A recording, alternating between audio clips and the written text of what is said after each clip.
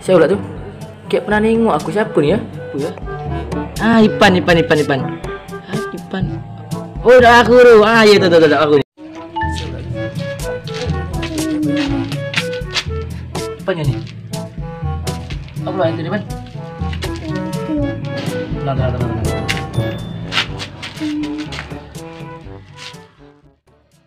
Tenang ya, Ipan. Kami sama gak rindu. Tapi sini kita ada tujuan hafalan Al-Quran. Memang susah, tapi kalau kita bersama-sama, insyaAllah bisa. Kita ikut anak ni. Mana? Agar yang tergetah.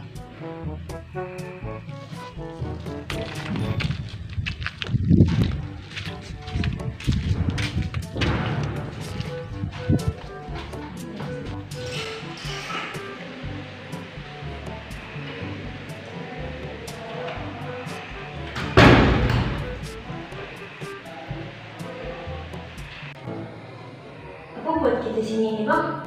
Tengok ya lah.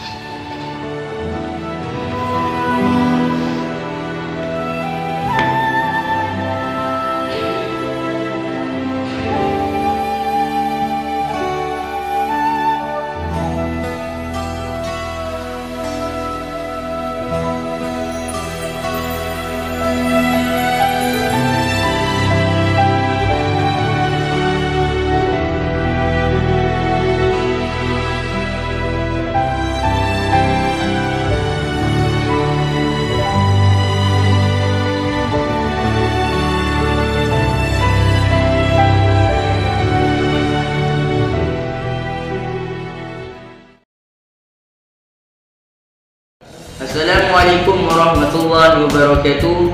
Selamat datang di Liputan SD. Kali ini saya akan membawakan berita yang sangat panas di kalangan santri-santri baru, yang bagaimana santri baru itu dibuli hingga tidak betah. Dengan alasan yang membuli ini, beliau itu pelit. Jadi saya punya teman yang bisa memberikan tips-tips agar betah di pondok.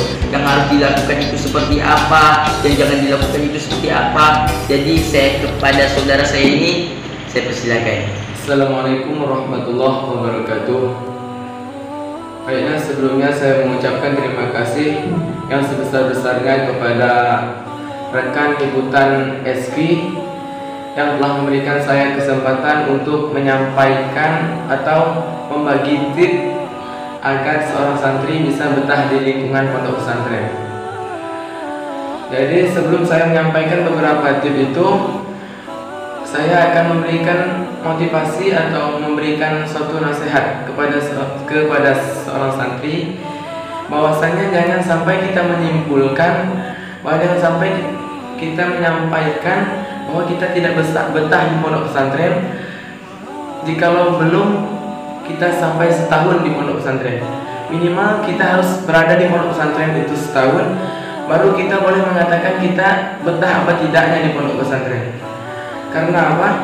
Karena jikalau kita sebulan, 2 bulan di pondok pesantren, kita sudah merasakan atau mengatakan tidak betah di pondok pesantren, maka itu bukan rasa tidak betah yang ada di diri kita, tapi rasa yang belum beradaptasi dengan lingkungan pondok pesantren tersebut. Untuk itu jangan sampai santri menilai pondok pesantren jikalau kita belum berada di pondok pesantren tersebut selama 1 tahun. Baiklah, Jadi saya akan memberikan 3 saran kepada para santri agar bisa betah di pondok pesantren. Adapun yang pertama, saran saya ialah kita harus memiliki niat. Jadi niat itu adalah suatu saran pertama kali yang harus kita lakukan atau kita tanam di jiwa kita, di hati kita. Agar kenapa? Agar apabila kita merasa kurang betah atau kurang enak di pondok pesantren, kita kembali ke niat kita. Niat kita ingin mondok. Jadi dalam pegangan niat kita bisa merasakan betah, nikmatnya pondok karena kita sudah ada pegangannya. Untuk itu niat kita harus kita betulkan, niat kita harus kita perbaiki. Jikalau kita belum merasa niat untuk mondok, segera kita rubah niat kita. Untuk saran pertama, kalau niat ini bisa membantu kita betah di pondok ini sekitar, kalau saya presentasikan bisa membuat kita 35% betah kita di pondok. Jadi saran yang kedua ialah faktor teman. Faktor teman ini sangat berpenting juga dalam kehidupan kita kehidupan kita di pondok. Karena apa?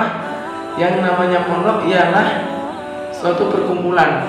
Jadi teman-teman itu adalah yang bisa membuat kita nyaman ketika kita di pondok ini. Untuk itu jangan sampai kita menjauh dari teman. Temankan, kita harus berteman sama siapa saja, tapi harus mengambil yang baiknya, mengambil sifat yang baiknya, tinggalkan yang buruk-buruknya. Jangan sampai kita memilih teman ketika kita berada di pondok, siapapun dia. Jangan kita memandang fisiknya, jangan kita memandang hartanya, tapi kita harus berteman sama siapa saja yang berada di pondok. Tapi kita harus memilih dengan sifatnya. Apabila dia buruk sifat, kita tinggalkan sifatnya, kita temani aja. Apabila baik sifatnya, kita dekati dia, berbagi ilmu sama dia, minta ilmu sama dia jika dia cerdas. Ingat, jangan sampai kita memilih teman, temani siapa saja. Adapun yang ketiga yaitu kita harus bersyukur. Bersyukur dalam apa? Bersyukur dalam apa yang kita dapatkan di pondok ini, dalam apa yang kita dapatkan di fasilitasi pondok ini. Biasakan di pondok-pondok itu terbatas, baik tempat tidurnya, baik tempat makannya, makanannya, dan kebebasannya pasti terbatas berada di pondok ini. Dengan sifat terbatas itu kita harus menumbuhkan rasa syukur di diri kita, biar kita merasakan betahnya di pondok. Jadi jikalau kita sudah merasakan betahnya di pondok, kita satukan yang ada 3 cara tadi, jadi kita bisa merasakan enak dan betahnya di pondok karena kita sudah merasakan semuanya. Untuk itu tips saya yang ketiga itu 1 dan 2 dan 3 itu ada salah satu cara kita agar betah di pondok pesantren. Oke, baiklah, saya memiliki 3 tip. Jadi langsung saja kepada tip yang pertama. Tip yang pertama adalah kita harus memiliki teman dekat. Karena teman dekat bisa membantu kita, bisa menolong kita, baik kita dalam keadaan sedih maupun senang. Baik bisa membantu kita untuk bekerja sama menyelesaikan tujuan-tujuan kita di pondok pesantren ini. Tapi jangan sampai seperti yang di video ini. وجنته ظالم لنفسه قال ما أظن أن تبيد هذه أبدا وما أظن الساعة قائمة ولئن رددت إلى ربي لأجدن غيرا منها منقلبا. Teman ada.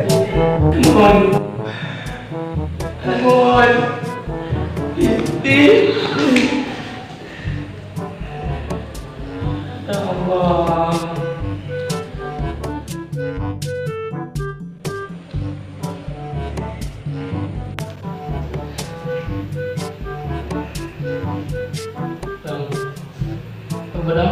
Tulis.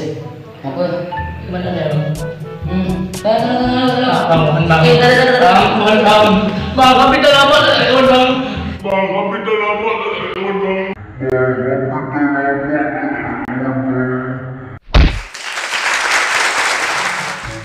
Jadi langsung saja tip yang kedua, yaitu kita harus mencari guru ikan agar kita bisa mendapat support, bisa mendapat motivasi dari guru-guru yang kita dekati, dan kita bisa mudah mencari ilmu dari satu guru yang telah kita dekati. Tapi jangan sampai seperti yang di video ini ya.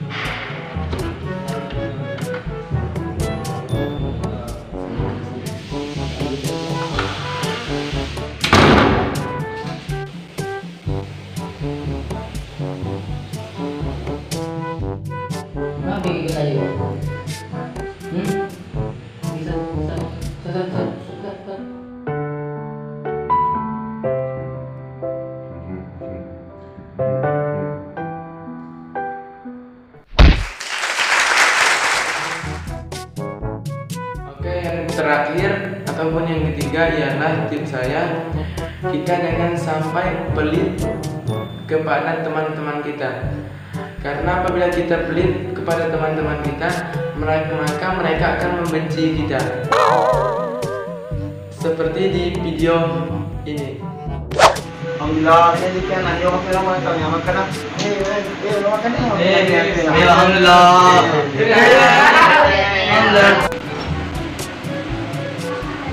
Alhamdulillah, rezeki yang sorenya ada. Nah, yang itu taruh sini, tanya ke semalam. Oh, aman, alhamdulillah.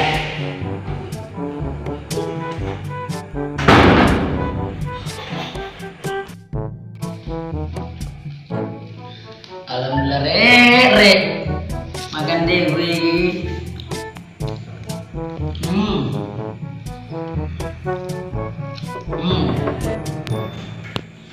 Alhamdulillah, ada rezeki anaknya. Kapan lagi?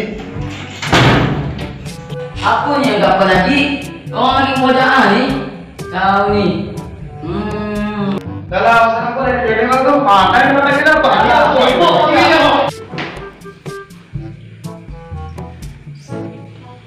Ini event ini.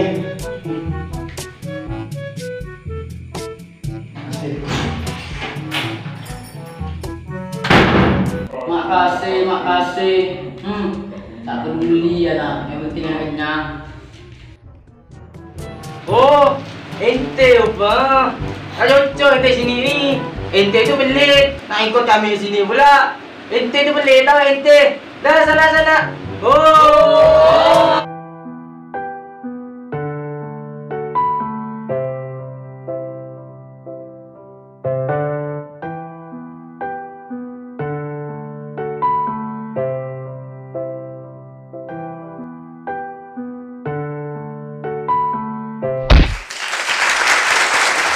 Itu saja yang dapat saya sampaikan. Semoga apa yang saya sampaikan itu bermanfaat. Saya mohon maaf jika ada kata-kata yang salah. Saya ucapkan wabillahi taufiq wal hidayah. Wassalamualaikum warahmatullahi wabarakatuh. Oke, terima kasih kepada teman saya yang telah memberikan tips-tips yang sangat keren tadi. Jadi semoga yang beliau sampaikan itu bermanfaat bagi santri-santri baru yang belum betah, khususnya kepada yang belum betah. Kayak makannya yang gak enak, belajarnya ngantuk-ngantuk, ngaji malam-malam. Jadi kalian itu tetaplah bersabar, karena ini semua untuk orang tua antum, untuk keluarga antum, untuk diri antum, dan untuk akhirat. Jadi semoga yang beliau sampaikan bermanfaat. dan kurang lebihnya saya mohon maaf. Kalau ada kata-kata yang salah, saya mohon maaf. Wabillahi taufik wal hidayah. Wassalamualaikum warahmatullahi wabarakatuh. Oh gini caranya bang. Makasih ya bang. Tapi ingat, jangan tahu siapa-siapa tentang ruangan ini. Sip. Oke.